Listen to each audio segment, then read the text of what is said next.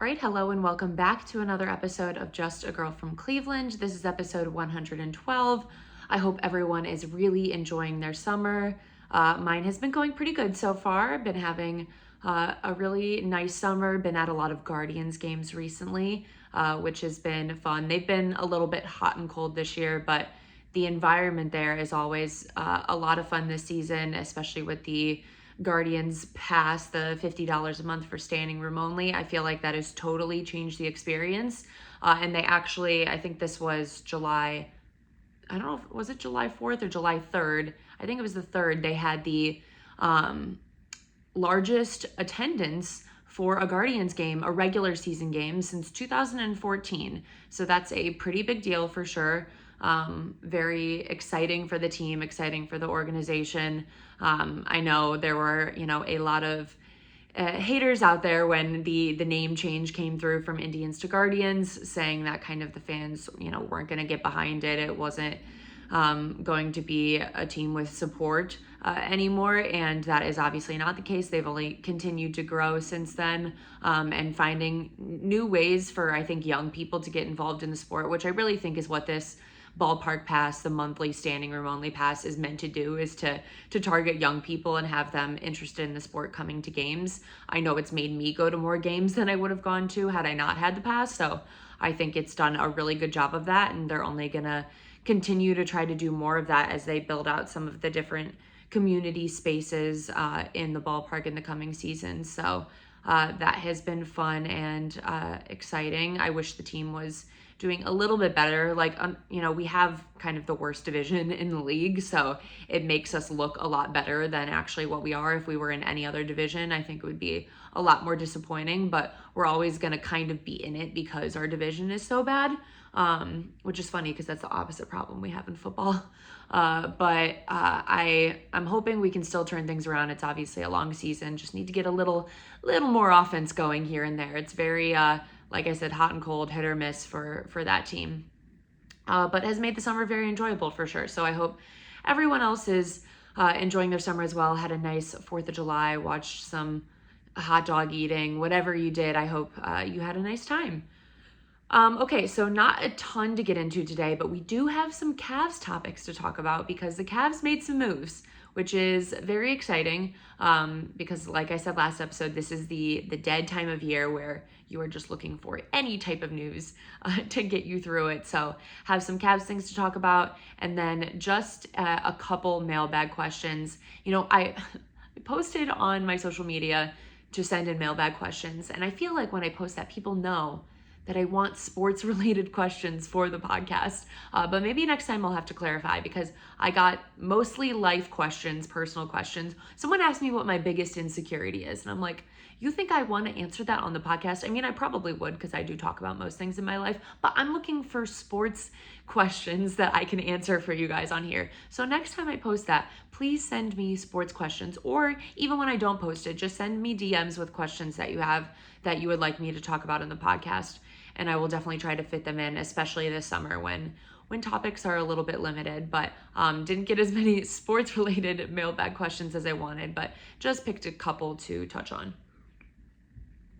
Okay, so let's start with the Cavs moves. So the sad part in the Cavs moves, although overall I am happy that we made moves and we made an attempt to improve this team, Lamar Stevens is no longer a Cav. And if you've been listening to this podcast for any amount of time, you probably know about my love for Lamar Stevens, my appreciation for his grit, his work ethic on the court, his ability to get physical when no one else will. Literally no one else on this team wants to get physical. Lamar Stevens will step in, he'll take some hits, and it's what I love about him. I've really enjoyed watching him grow over these last couple of years, and I am really disappointed he had to be a part of one of these trades that we made, because I felt like, it's not like he was a big part of the cap. He wasn't making a ton of money. I think maybe it was more we needed to throw in like a high upside player, which I do still believe Lamar Stevens has more upside in order to make the trade happen, and that's why they did it. But it was unfortunate because I don't think we really needed to get him off the books. I thought, he was someone that we should keep around, but unfortunately that was not the case because in a 3-team trade between the Spurs, the Heat, and the Cavs, the Spurs get Jetty and Lamar, and we ended up getting Max Strus in this trade. There were obviously other pieces involved, but those were kind of what we gave up and what we got throughout the trade. Jetty, like, I wasn't as disappointed to see go. I do think he's been, a nice staple member of this team for, honestly, he was one of the longest standing members since the most recent LeBron era. So it was, sad to see him go in that sense. But I think the experiment of Jetty had kind of run its course on this team. It was a weird year for him considering throughout the regular season, he would go very long stretches not getting any minutes. And then for some reason, come playoff time, JB was like, Jetty's getting 20 minutes per game. It was a very weird thing, and I don't know why that happened, and why, if that was the intention from the beginning to play him that much in the playoffs, that they didn't, work on him in those rotations more during the season, because it felt like it was very thrown together at the last minute, and didn't put Jetty in a good position and didn't put the team overall in a good position to win. So that was kind of strange, but I think overall he just wasn't giving what we needed anymore for this team, and it was best to try to use him as a piece to move on from and get another potential shooter, which is what they ended up doing and getting Max Strus. So we signed Strus to a 4-year, $64 million deal. Pretty hefty, I would say, but sometimes you just got to do what you got to do when you need a shooter, and our assets are limited, so we just have to make the move sometimes and pay a little extra than you might want to in order to make it happen, and that's what they did in this case. So I was kind of going into some of Strus's numbers because obviously I've watched him play some, but not at a consistent level to really know all of what he's about. So from 3 this past season, he shot 35%, but from the prior season, he shot 41% from 3. So that is obviously 35, not too great. 41, much better. He does take a lot of shot attempts, though, in general. He was 29th in the league in 3-point attempts per game this past season. So I think you have to account for that as well in the percentages. Like our other move that we made to get Niang a 3-year, $26 million deal, he takes significantly less shots, but his 3-point percentage is a little bit higher. So I think that matters a lot when analyzing what they are able to do and what they could offer to us. But I do think we're looking at Strus to be a 3-point shooter for us, not just stand in the corner type of guy, but from all over the place, consistent shooter. And I think that's hopefully what we're going to get. Also last season, just a few other stats for Strus. He had 11.5 points per game, 3.2 rebounds per game, and 2.1 assists per game with 41% field goal shooting. I don't know how much better of an option we were going to get with the assets that we had. We didn't have a lot available to give up. We gave up a lot of our draft picks to get Donovan Mitchell last season. And in terms of other trade pieces, there's other than our core 4, which I know they've, potentially been shopping Jared Allen. I don't know, how much interest they were getting in return for that, if it was, enough to actually make a trade. It feels like it probably wasn't, but we don't have a ton of other really interesting pieces to get rid of that are going to bring in some really high caliber 3-point shooters. So I think this was probably towards the top of what we were going to be able to get. So it's good that they went out there and tried to do something.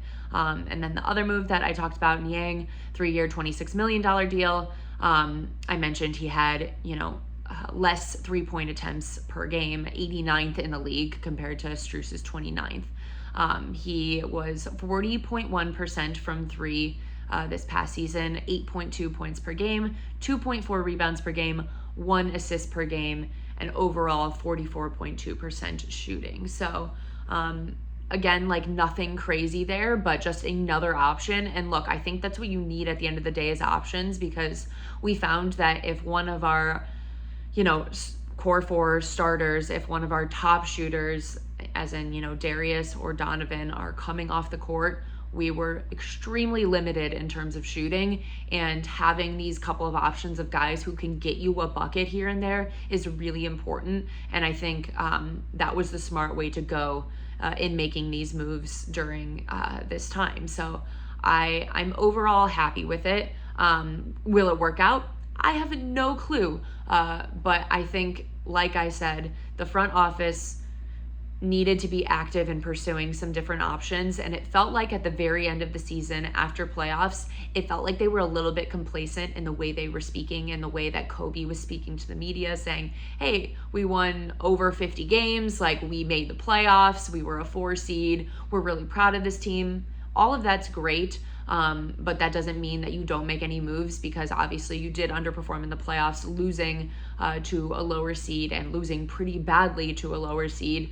I'm glad that he didn't just take that moment and kind of stick with it and be complacent and decided, hey, we got to make a move. We got to try to do something and get this team more shooting. So really happy with that in terms of just their mindset in going after things. So where does this leave us, I guess, with the Cavs going into this coming season? I think that we have to win a playoff series. I don't think that's even debatable at this point on expectations. I think you need to, once again, probably be a top 4 seed and win a playoff series. I think you expect all of your core 4 to take a step forward from where they were last season. Evan Mobley is going to be in year 3 now. That's usually a really big year in terms of stars taking that next step. And I think that he should be doing that in his 3rd season. I think Darius has only continued to get better every single year. He worked pretty well with Donovan last year, and I expect for that to continue. And I expect Donovan to show up in the playoffs next year, honestly. He had a great, incredible regular season for the Cavs last year. It was historic in a lot of ways, the 71-point game. Just a lot of what he was doing shooting-wise that this team hasn't seen since LeBron, Kyrie days was really, really impressive. And then it all kind of fell apart in the playoffs when, there were certain 3rd, 4th quarters where we needed to start hitting shots and Donovan just really didn't show up. So I expect for his regular season play to continue as it was, but definitely to show up a little bit better in a playoff series. And then Jared Allen's a little bit of a wild card right now. He 2 years ago was an all-star. Last season, was still a decent player, but didn't feel quite at the same level as his kind of breakout season as an all-star. And then in the playoffs, he was pretty bad, which was frustrating for fans to watch. I'm sure frustrating for him. He had the infamous quote about the lights being too bright, which he has still not lived down. That has been memed to death at this point by every account everywhere. But he really didn't show up offensively or defensively, as I used many times on here about their play during that. His play specifically, pretty soft, which is the only way to describe it. And he's going to have to really work on overcoming that and being able to play in those big moments, because otherwise I think they're going to have to move on from him. You can't continue with that if you just go to the playoffs and truly the lights are too bright for you. This team that is, hoping to pursue the playoffs and eventually make a run to the finals, you can't have that be one of your core players on the team that just can't handle the pressure. So hoping that he just mentally is able to turn things around. Other than that on the team, like I don't have a ton of expectations for anyone. Like Isaac, I feel like he's kind of what he is at this point, and you just kind of hope for the best from him. And you just kind of hope that these couple moves you made do something. So I am hoping that this team wins a playoff series. I'm expecting them to win a playoff series. That should be everyone's expectation going forward, and that's where I'm at. But R.I.P. Lamar, sad to see him go. I still that was tough when I woke up early and then I fell back asleep, and I opened my phone when I fell back asleep to a bunch of texts. It was my mom, my dad, a bunch of friends, and I was like, what's going on? Why is everyone texting me this morning? And it was the Lamar move, and everyone knew it was gonna be a tough blow for me, which it definitely was. So I hope he has success in San Antonio. We'll see. Maybe Pop gets a lot out of him, and he gets to play with Victor Wembanyama now. So that's a very lucky spot for him to be. And we'll see. Maybe like the world now will get to see what Lamar Stevens is really about, what I've been seeing in my heart this whole time. Everyone else is going to get to see now. Okay, so I just picked 2 mailbag questions for us to close this out. The first one was like sort of sports, but sort of about me. And the second one was a more specific sports question.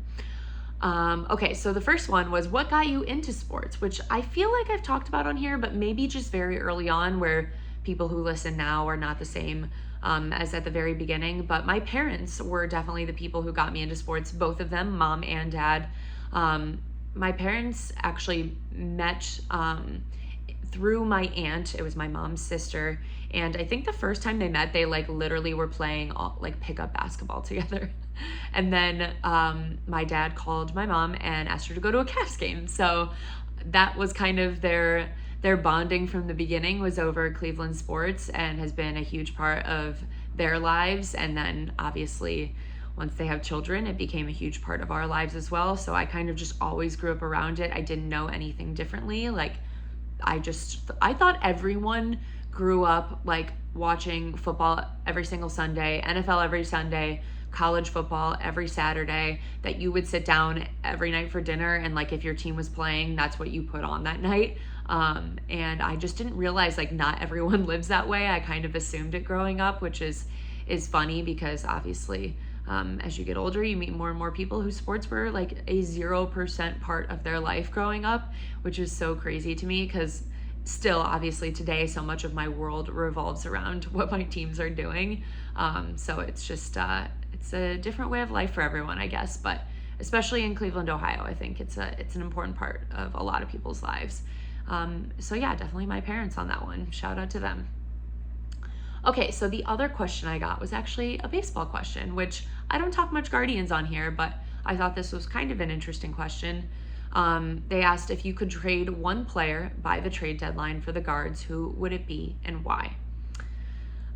So my first thought was obviously Ohtani, which is like kind of a joke answer because I don't think we would ever be able to get him. But, you know, if I could trade for anyone, that's who it would be. He's like, in my opinion, greatest baseball player of all time. Like what he's been able to do, pitching, hitting all together, is incredible, and really, really cool to watch happen. So obviously I would pick him if it was, you know, just anyone in the world. But in a more realistic world, obviously we need a power hitter. I think that's what this team has continued to struggle with for not even just this season. This was an issue last season, and I feel like we found ways to cope with it that we are not finding this season. So it's been a little bit more of a struggle.